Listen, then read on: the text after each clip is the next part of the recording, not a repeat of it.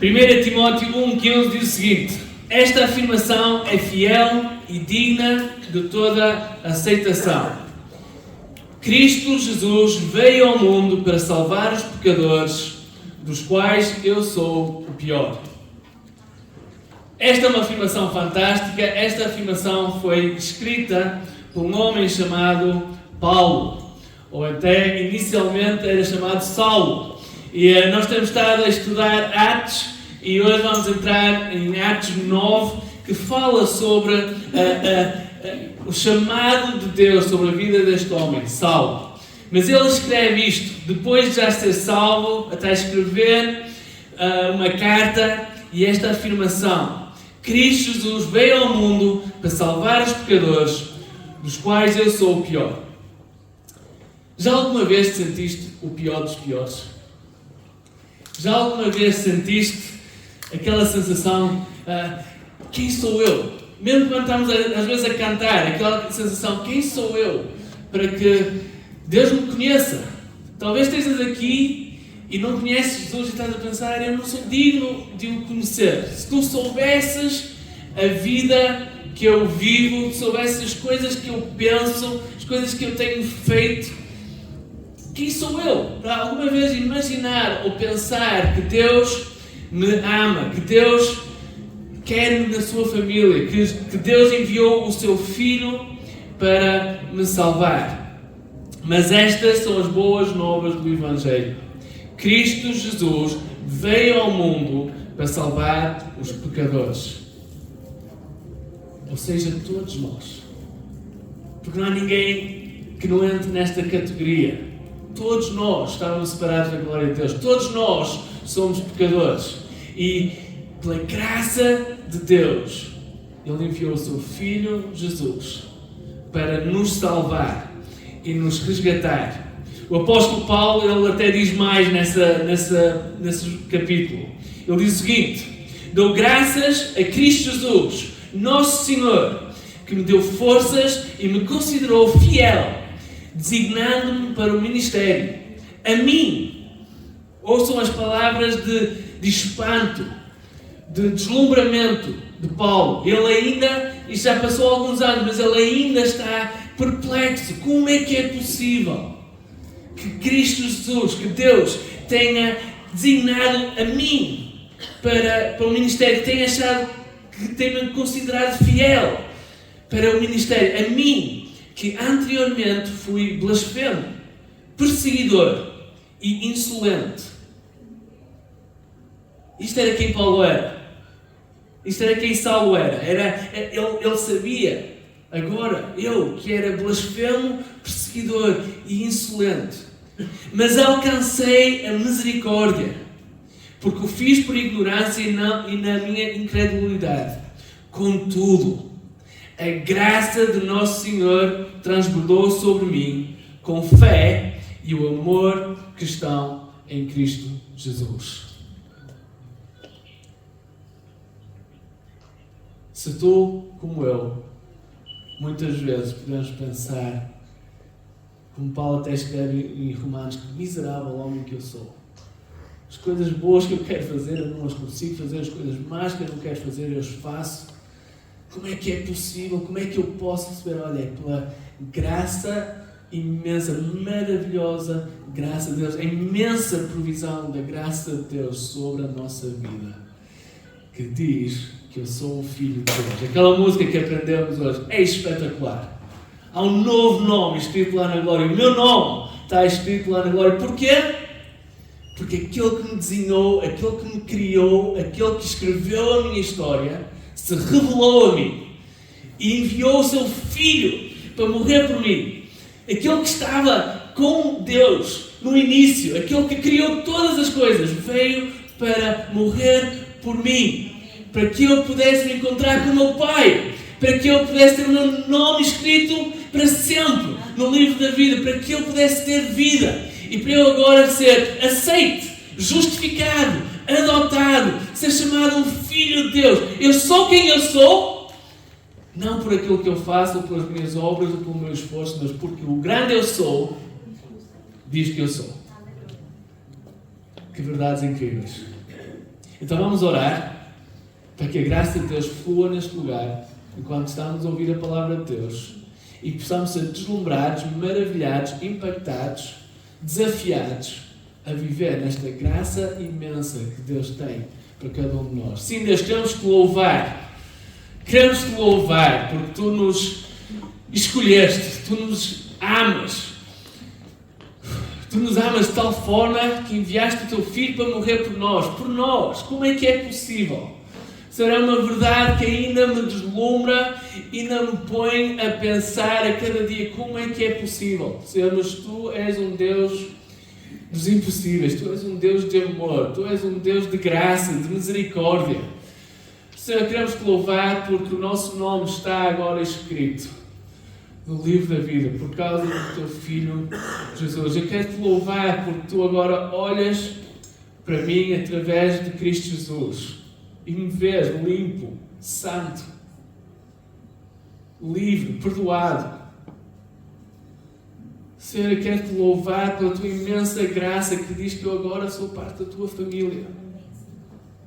Como é que é possível? Um miserável homem que eu sou. Como é que é possível? Senhor, eu peço que esta tarde nos deslumbres com a tua graça. Que a tua graça transborde para nós e através de nós, ao sairmos deste lugar. Possamos ser conhecidos por um povo de graça, de amor, de poder. Senhor, eu peço que move poderosamente, Senhor, sobre nós hoje. Amém. Abram comigo, se tiverem a vossa Bíblia, em Atos 9, versículo 1 a 19. É uma leitura um bocado extensa, mas acompanhem comigo. Enquanto isso, Saulo ainda respirava ameaças de morte contra os discípulos do Senhor. Dirigindo-se ao sumo sacerdote, pediu-lhe cartas para as sinagogas de Damasco, de maneira que, caso encontrasse ali homens e mulheres que pertencessem ao caminho, pudesse levá-los presos para Jerusalém. Em sua viagem, quando se aproximava de Damasco, de repente brilhou ao seu redor uma luz vinda do céu. Ele caiu por terra e ouviu uma voz que lhe dizia: Saulo, Saulo, por que você me persegue? Saulo perguntou: Quem és tu, Senhor? Ele respondeu: Eu sou Jesus, a quem você persegue. Levante-se, entre na cidade, alguém lhe dirá o que você deve fazer. Os homens que viajavam com Saulo pararam emudecidos. Ouviam a voz, mas não viam ninguém. Saulo levantou-se do chão e, abrindo os olhos, não conseguia ver nada. E os homens o levaram pela mão até Damasco. Por 3 dias ele esteve cego, não comeu nem bebeu. Em Damasco havia um discípulo chamado Ananias. O Senhor o chamou numa visão: Ananias! Ele respondeu: Eis-me aqui. O Senhor lhe disse: Vá à casa de Judas, na rua chamada Direita, e pergunte por um homem de Tarso chamado Saulo. Ele está orando, e numa visão viu um homem chamado Ananias chegar e impor-lhe as mãos para que voltasse a ver. Respondeu Ananias: Senhor, tenho ouvido muita coisa a respeito desse homem e de todo o mal que ele tem feito aos teus santos em Jerusalém. Ele chegou aqui com autorização dos chefes dos sacerdotes para prender todos os que invocam o teu nome. Mas o Senhor disse a Ananias: Vá! Este homem é meu instrumento escolhido para levar o meu nome perante os gentios e seus reis e perante o povo de Israel. Mostrarei a ele o quanto deve sofrer pelo meu nome. Então Ananias foi, entrou na casa, pôs as mãos sobre Saulo e disse: Irmão Saulo, o Senhor Jesus, que lhe apareceu no caminho por onde vinha, enviou-me para que você volte a ver e seja cheio do Espírito Santo. Imediatamente, algo como escamas caiu dos olhos de Saulo e ele passou a ver novamente. Levantando-se, foi batizado e depois de comer, recuperou as forças. Quem era este Saulo? Era um judeu conhecido por muita gente. Um homem que era, segundo a definição dele, um verdadeiro hebreu, irrepreensível na lei, o melhor aluno do mestre Gamaliel. Quanto ao zelo, diz ele, perseguidor da igreja. Este era Saulo. Há 2 semanas atrás estudámos a história de Estevão e diz que Estevão, quando estava a ser apedrejado, as pessoas deixaram as suas capas aos pés de Saulo. Saulo estava lá. Paulo, melhor dizendo, a escrever em Atos 22, a escrever em história em Atos 22 e 26, quando Paulo está a descrever este acontecimento que acontece aqui, ele diz que ele estava, e quando alguém era votado para ser morto pela causa de Cristo, ele concordava. Ele estava ali. Era um perseguidor. Prendeu muita gente. Até saiu das suas próprias cidades para ir atrás deles. Havia um ódio, uma fúria, uma ira dentro dele para com o nome de Cristo, que o fazia percorrer quilómetros para ir atrás de qualquer um que tivesse a falar e a pregar o nome de Jesus. Era um homem com muito conhecimento, mas espiritualmente cego. Coração cheio de ódio pelos cristãos. Em Atos 26, 9, esta era a sua missão. É o que ele diz: fazer todo o possível para se opor ao nome de Jesus, o Nazareno. Isto é quem é Saulo, que neste momento está a arrancar o caminho de Damasco, a respirar ameaças de morte. Imaginem o que devia estar a sair da boca daquele homem, quando estava a pensar e a liderar pessoas para ir atrás destes do caminho, destas pessoas que faziam parte do caminho. Era um homem tão zeloso pelo conhecimento e pela lei de Deus, mas ao mesmo tempo estava disposto a quebrar o 6º mandamento: não matarás. Estão a ver a inconstância de um homem que estava tão, sabia tanto, conhecia tanto, mas ao mesmo tempo estava tão cego de ódio, tão cego espiritualmente, que até era capaz de ir contra aquilo que ele sabia que era a verdade. Estava atrás de todos. Prendeu, perseguiu, foi por todo lado. Inteligência e conhecimento não nos traz a revelação de quem Deus é. O Espírito de Deus traz revelação de quem Deus é. Aquele homem conhecia muito, conhecia a lei, era irrepreensível ao que se diz. Mas a verdade é que eu e tu também podemos conhecer muito bem alguém. Podemos conhecer muito bem o Ronaldo. Mas na realidade não o conhecemos.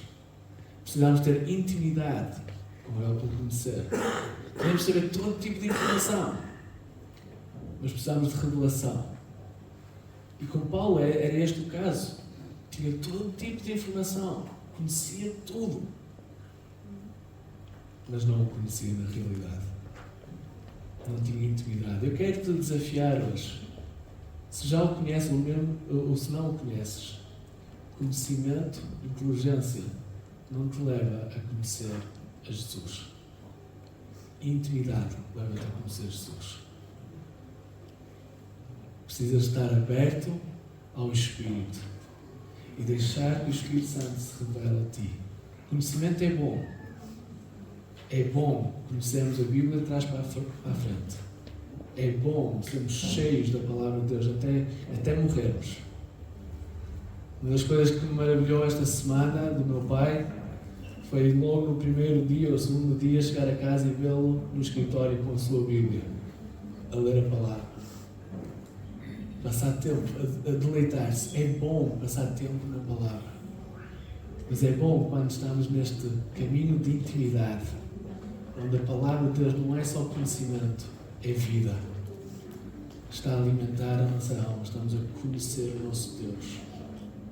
Se tu ainda não conheces a Jesus, eu quero te desafiar a intimidade com Ele. Abre o teu coração para o conhecer intimamente. Não há sabedoria que leve a esse ponto. precisas de o conhecer intimamente. Paulo faltava essa intimidade. Houve um homem chamado Michael Eaton, um famoso pregador, ele diz: o problema humano não é falta de conhecimento, mas sim a cegueira no coração. O problema da humanidade neste momento não é falta de conhecimento, é a cegueira que existe no coração. Sabem, isso é importante. Dicas para nós que queremos levar o Evangelho a pessoas à nossa volta. Esta é a primeira dica. É importante lembrar que quando nós estamos a falar com alguém sobre Jesus, mais do que estar a passar informação a esta pessoa ou ganhar um debate teológico com esta pessoa, nós devemos estar a orar para que o Espírito Santo se revele naquela conversa. Só o Espírito Santo é que vai trazer a revelação de quem Jesus é. Nós podemos ir com um discurso todo preparado, mas se esquecermos Jesus e o seu Espírito Santo no meio dessa conversa, nada vai fazer. Precisamos estar a orar, e o Espírito Santo se revela naquela conversa. Às vezes é bom até fazermos isto em dupla. Eu lembro de fazer isto com a Diana na fonte social. Um falava, o outro orava. Estávamos a orar. Deus, revela-te no meio desta conversa. Não é? Queremos pedir revelação. Segundo ponto desta história. Revelação de Deus, neste caso, traz salvação. Deus tem um grande plano de salvação para Paulo, para Saulo aqui, para todo o mundo. Saulo caminhava em missão para prender discípulos de Jesus. Imaginem a cena, ele a respirar ameaças de morte. Estava mortinho para chegar a Damasco. Já tinha as cartas, já tinha tudo. E de repente, ele é pescado por Deus. Ele que ia prender os seus discípulos, acabou preso por Deus.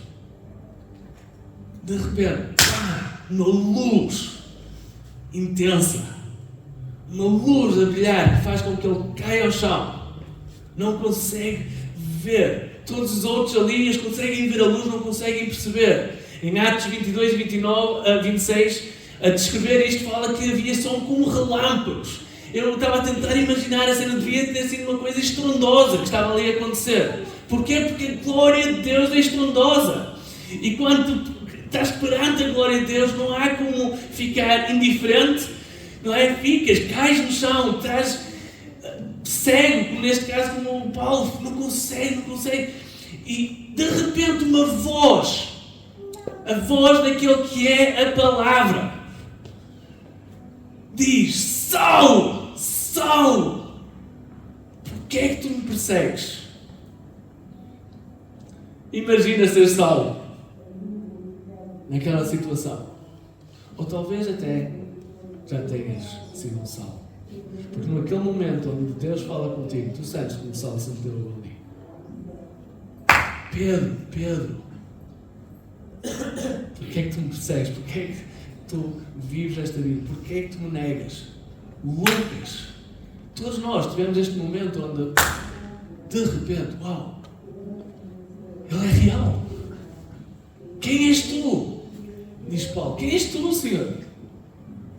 Eu sou Jesus. A quem tu me persegues. Repararam que Paulo não tentou argumentar com Jesus? Nem dizer, é precisamente a ti que eu estava a tentar apanhar.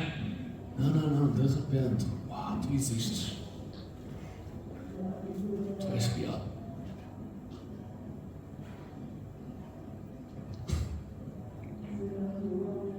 Se tu ainda não conheceste Jesus, eu oro para que hoje seja o dia em que tu recebes esse Saulo. Que tu recebas essa revelação que Ele é real, que Ele é verdadeiro, que Ele tem todo o poder e que se tu não estás com Ele, estás contra Ele. E essa é a verdade. Se não estás por Ele, és contra Ele. E quem aqui quer viver contra aquele que é o Rei dos Reis, Senhor de Senhores, o Todo-Poderoso? Paulo, a apanhou o choque da vida dele. Neste momento de glória e de poder, ele repara e percebe o quão pequenino ele é. Minutos antes, peito cheio. Eu sou Saulo. Perigoso. Ai daquele que falar sobre Jesus. Minutos depois, quem és tu? Eu estou-te a perseguir. De repente, ele é pequenino, Jesus é enorme. Jesus se revela a ele. Saulo estava a usar o seu livre arbítrio para perseguir a igreja. Era uma decisão dele, para a sua liberdade. Foi preciso a graça de Deus para o transformar. A única solução para qualquer um de nós aqui é termos uma intervenção de Deus. É verdade para todos nós aqui. E é verdade para todos aqueles para quem nós estamos a falar de Jesus. Quando estás a falar com alguém de Jesus, ou quando estás a orar por alguém, ora para que Deus intervenha. A única solução para a vida daquela pessoa é que Deus intervenha. Mesmo que a vida até esteja a correr bem. Mesmo que acham que até estejam a ter muito sucesso. Paulo, até aquele momento, podia ser o homem com mais sucesso no mundo. Era conhecido por todos. Ele fala essa descrição. Mas depois ele diz, mas o que para mim era um lucro,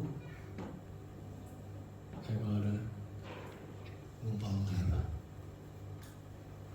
De repente, ele está face a face com o seu Criador.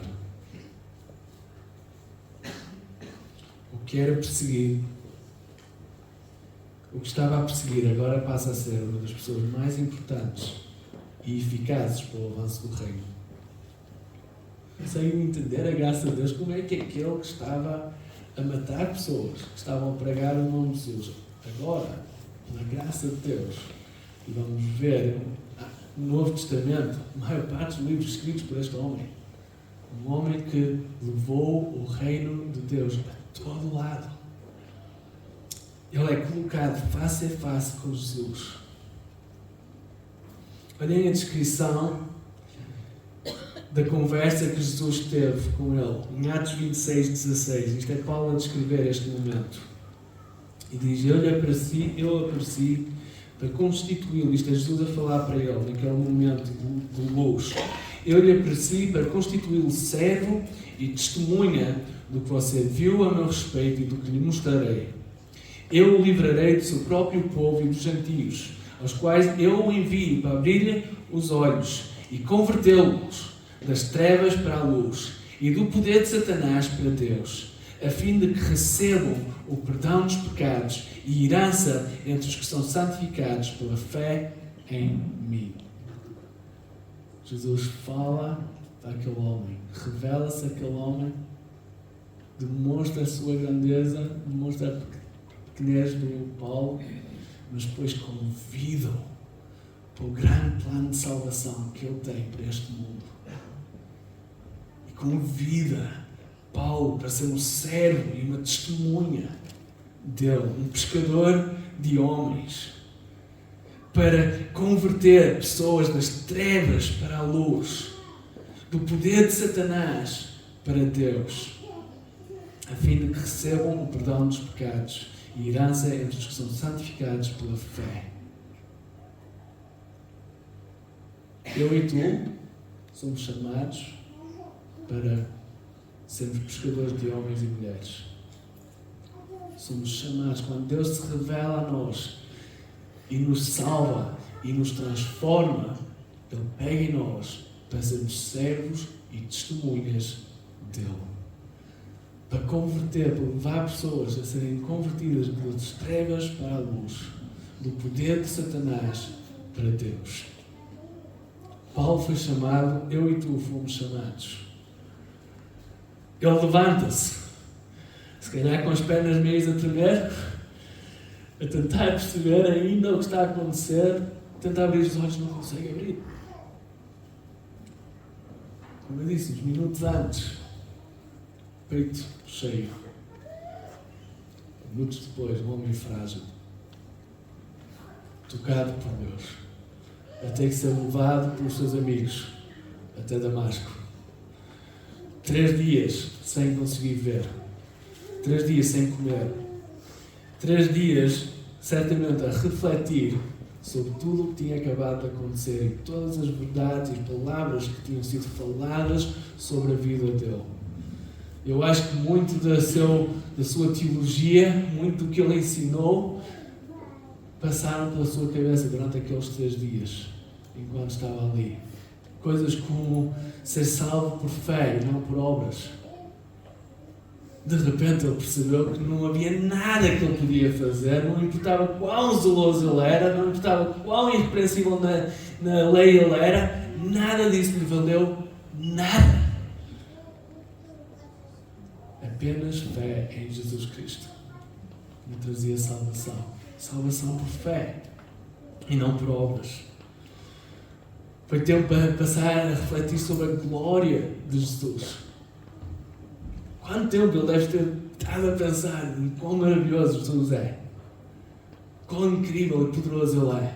Aquelas palavras que saíram e falaram e penetraram no coração dele. A união de Jesus com o seu povo, um em Cristo. Não é? Uma das frases que Paulo fala vez após vez no seu ensino. Não é? Imaginem, Paulo a perseguir a igreja. Ele não estava na realidade a perseguir Jesus, ele estava a perseguir a igreja de Jesus. E Jesus diz, não, Paulo, eu sou Jesus, aquele a quem tu me persegues. Porquê? Porque há uma união entre Jesus e o seu povo. Se sempre da tua igreja estás a perseguir a mim, há uma união comigo. Paulo, a entender isto, ser escolhido de antemão por Deus, pelo seu plano, e o conceito de graça. Imaginem aqueles 3 dias. Eu estava a pensar, estava a pensar na minha vida. E o conceito de graça na minha vida, muitas vezes, passo muito tempo no meu tempo a sós, a dar graças a Deus por me resgatar de uma vida que podia ter sido muito má, de perdoar os meus pecados que eu fiz, mas também de me proteger agora, de perdoar pecados que faço agora, da minha fraqueza, e de perceber que há graça. Imaginem Paulo a relembrar Estevão, aquele que estava no caminho, estava a pregar o Evangelho, a fazer o que agora Jesus chamou a ele para fazer. E ele estava ali e consentiu a morte. Imaginem. E agora Jesus está-me a chamar para eu levar este Evangelho, para eu declarar quem sou eu. Eu sou um merecedor que ele me manda um relâmpago e me mate-me neste momento. Como é que é possível eu achar que eu sou capaz disto? Como é que é possível eu poder ser utilizado no seu reino? Não é? Não é por acaso que Paulo é o que mais escreve nas suas cartas sobre a graça de Deus. Ele era um homem que compreendia e percebia a misericórdia e a graça que Deus tinha tido e tinha com ele constantemente. Ele era o pior dos pecadores quando eu comecei esta pregação, segundo ele, não é? Era alguém que tinha a noção que Deus o tinha resgatado. Nunca nos esqueçamos da graça de Deus sobre a nossa vida. A nenhum momento. Eu sou quem eu sou, porque o eu sou diz que eu sou. É a graça de Deus na tua vida. A tua salvação é a graça de Deus na tua vida. Aquilo que tu és chamado para fazer é a graça de Deus na tua vida. Nem eu, nem tu, nem ninguém no mundo merece alguma coisa da parte de Deus. É a graça de Deus sobre a nossa vida. Nunca nos esqueçamos disso. Ele começa a orar naqueles 3 dias. E ao mesmo tempo há um homem que também está a orar, chamado Ananias. Ananias, um homem temente a Deus, a orar e a falar com o seu Senhor. Agora, uma coisa, um truque para aprender aqui com Ananias é quando tu oras, Deus fala. Precisamos ter a certeza disso quando estamos a orar. É um tempo de conversarmos com o nosso Deus. Quando nós oramos, Deus fala. Há poder. Esta manhã quem estava-nos a desafiar. Se não tens tempo para orar, não tens tempo para poder. Não consegues arranjar poder sem uma vida de oração. Como é que podemos achar que Deus vai nos encher se não estamos a pedir, se não estamos a conversar, se não estamos a interceder e a ouvir a sua voz sobre nós? Ananias, ele está a orar. Talvez a orar a oração que Jesus ensinou. Não, orem assim: venha o teu reino, seja feita a tua vontade. E Deus diz: ok, já que estás a dizer isso, já que queres que a minha vontade seja feita, Ananias, olha, há um homem chamado Saulo que está à tua espera.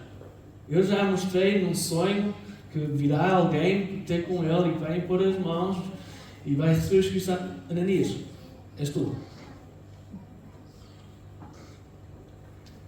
Ananias, de repente, mete o trabalho.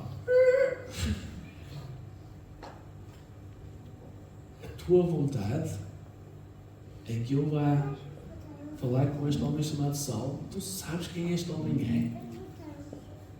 é? Eu tenho ouvido muitos relatos deste homem. Tem feito coisas terríveis contra aqueles que têm estado a falar do teu nome. Estás a ver quem Saulo é? Tu queres que eu vá lá? Ele é perigoso. Eu até ouvi dizer que ele veio a caminho com cartas para prender aqueles que estão aqui a falar do teu nome. Tens a certeza?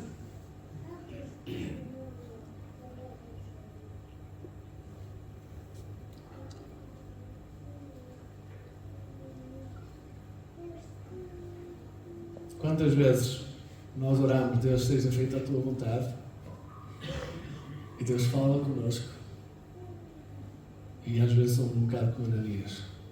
Alto lá, mas tens a certeza? É mesmo isto que queres fazer? Mas Ananias demonstra aqui um desejo de obediência. Realmente ele responde ao Senhor, mas o Senhor diz: vá. E ele foi. Independentemente de ser salvo, ele foi. Deus, ok, se esta é a tua vontade, se é isto que tu estás a dizer, eu vou. Há uma obediência que vem e uma fé enquanto ele responde. Vá. Se Deus está a enviar, vai dar certo. Posso fazer uma pergunta? O que é que Deus tem estado a falar contigo ultimamente? Essa é a primeira. Temos passado tempo a orar. Temos passado tempo a buscar. Quem são as pessoas que Deus está a dizer? E o que é que tu vais falar com aquela pessoa? Eu quero que tu leves o meu nome àquele lugar. Talvez tenhas neste momento estado até agora a argumentar um bocado com Ananias, mas aquela pessoa, mas tu sabes o que é que ela faz? Tu sabes como é que ela é? Achas que ela é digna de te conhecer? Tens a certeza? Ela é perigosa. Isso é coisa que formar. Isso é a resposta de formar.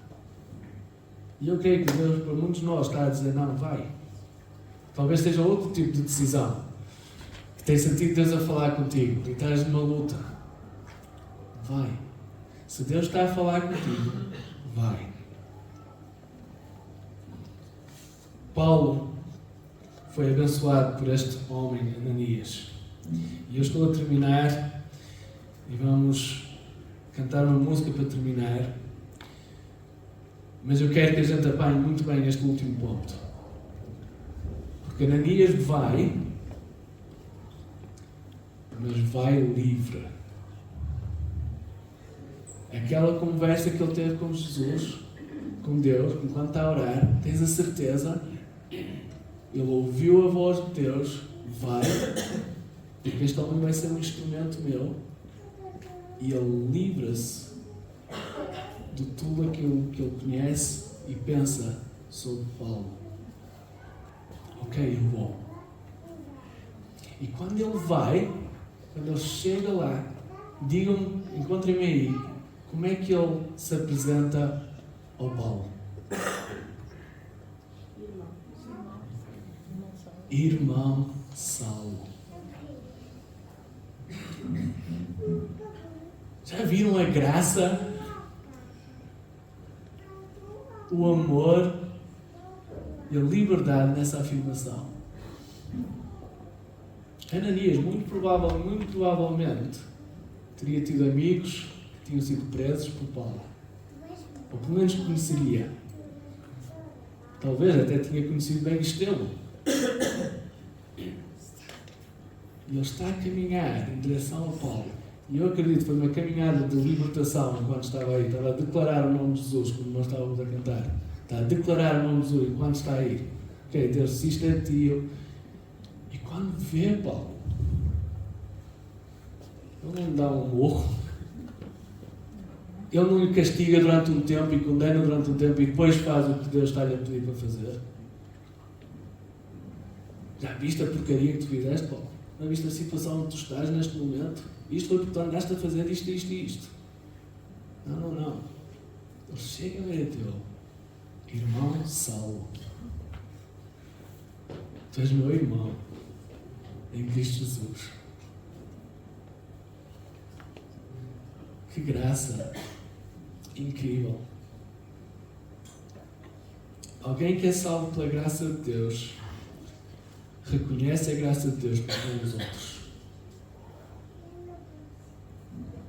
Se eu e tu somos bem cientes que somos salvos pela graça de Deus, então é bem mais fácil de termos graça para com os outros. Eu só sou o Filho de Deus pela graça de Deus. Nada me faz ser melhor do que qualquer um aqui. É a graça de Deus. Deixem-me fazer esta pergunta ao terminarmos. Como é que nós nos relacionamos uns com os outros? Como é que nós olhamos para aqueles que são de fora? Aqueles que ainda não conhecem a Cristo?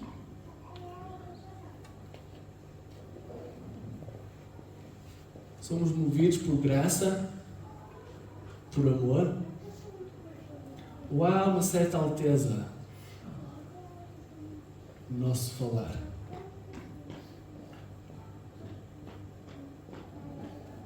Quando vemos alguém que está caído em pecado, somos movidos por graça e compaixão? Ou somos movidos por condenação e a nossa justiça? Quando vemos-os de fora, somos movidos por compaixão. Uma das palavras, os versículos que eu mais gosto de ler nos Evangelhos, e vê-se várias vezes, é que Jesus era movido por compaixão. Quando ele está a caminhar e vê um leproso, ele é movido por compaixão. Quando ele vê aquela mulher adúltera, ele é movido por compaixão. Constantemente ele é movido por compaixão. Ananias foi movido por compaixão para com Paulo. É algo que o Espírito Santo traz em nós. Eu quero nos encorajar a sermos um povo que é movido pela graça de Deus. Que amamos uns aos outros. Que consideramos os outros mais do que até nós próprios. Que servimos uns aos outros. tenhamos compaixão um para com os outros, porque é assim que é a família de Deus. Esta história da conversão e o grupo Louvor, talvez a música nova, se for possível. Esta história de conversão de Saulo é fantástica, porque vemos o poder da graça de Deus na vida deste homem. Este homem passa a ser um discípulo de Jesus poderoso. Nunca mais olha para trás. Vemos que a graça de Deus não tem limites, não tem barreiras. Não há nada que possa impedir. É acessível a todos. Ninguém está fora do alcance de Deus.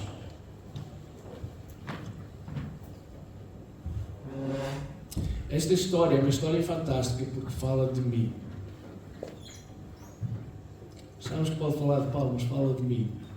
E fala de ti.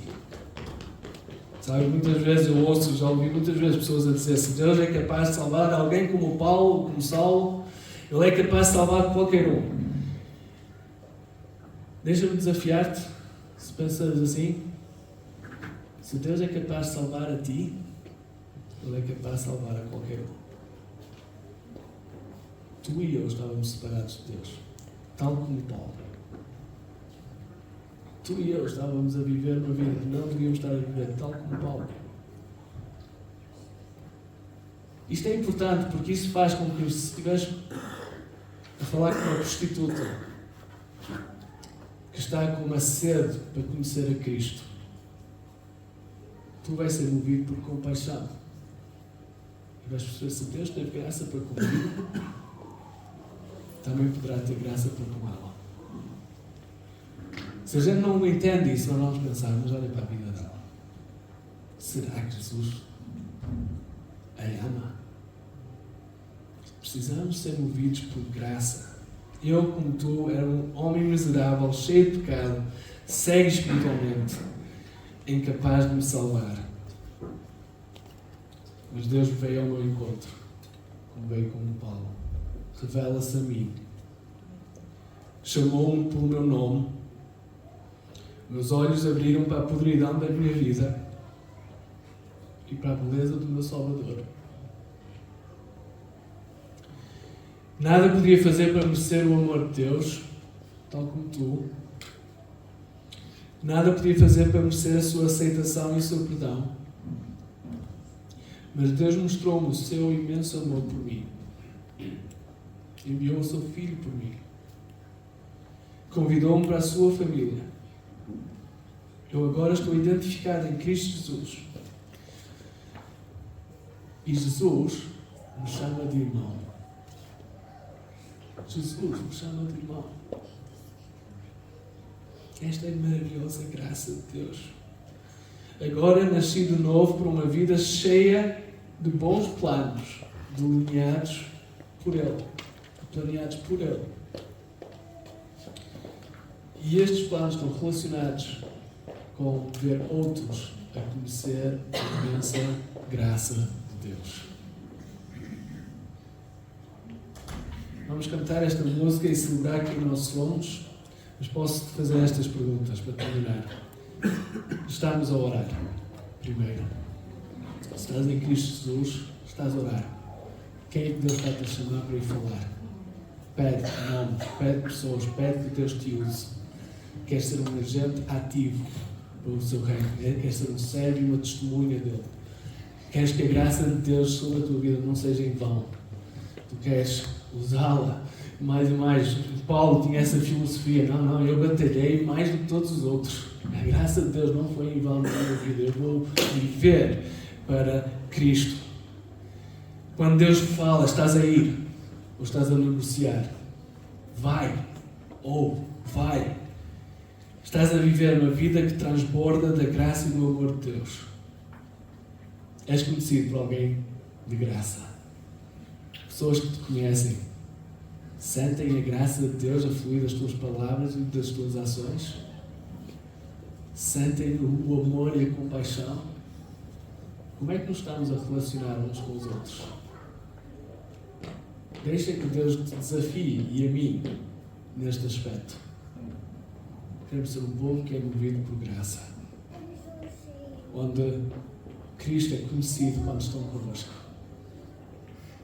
Onde conseguem provar e saborear o amor de Deus quando convivem connosco no dia a dia. Vamos ser um povo da graça de Deus.